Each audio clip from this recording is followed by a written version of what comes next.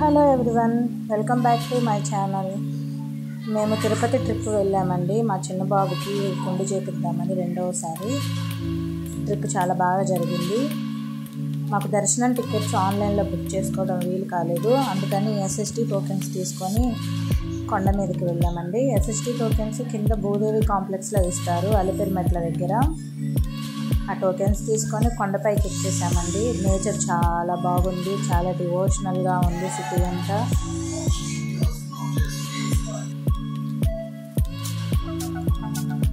వెళ్ళిన రోజు కొండ మీదకి వెళ్ళి రెస్ట్ తీసుకున్నామండి ఆ నైట్. నెక్స్ట్ డే మార్నింగ్ లేచి గుండ్లు కొట్టించుకోవడానికని మినీ కళ్యాణకట్ట దగ్గరికి వెళ్ళాము. మా వారు ఇద్దరు పిల్లలు దేవుడికి తలనీలాలు సమర్పించారు.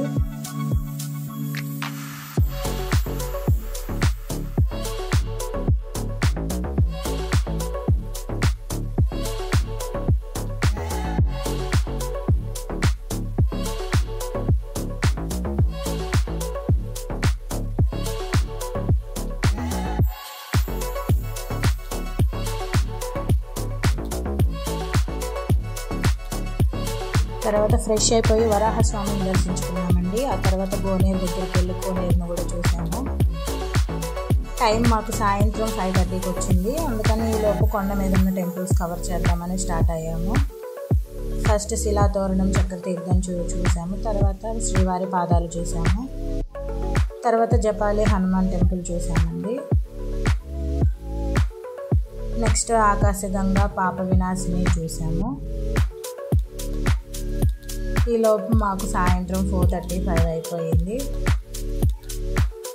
ఇంక స్టార్ట్ అయిపోయి స్వామివారి కోనేటిలో మునకేసి క్యూ లైన్లో నిల్చుండిపోయామండి. 6:30కి అలా క్యూ లైన్లోకి వెళ్తే మాకు 12:30కి బయటకు వచ్చాము. స్వామివారి దర్శనం బాగా జరిగిందండి. తర్వాత రోజు తిరుపతిలో స్టే చేసాము. కాణిపాకం చూసాము, పద్మావతి అమ్మవారి టెంపుల్, తిరుచునావూరెల్లి చూసాము. నెక్స్ట్ ఇస్కాన్ టెంపుల్ చూసాము, కపిల తీర్థం చూసాము.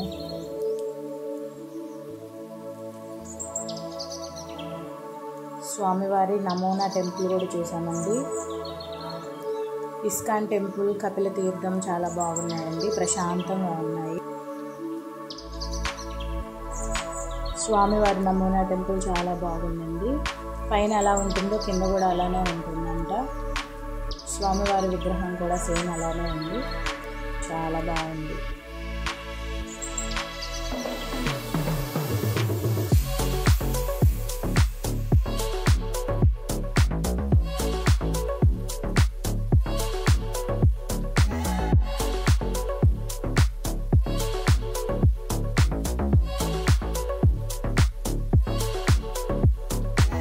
శ్రీకాళహస్తి దర్శించుకున్నామండి. చాలా బాగా అయింది దర్శనము.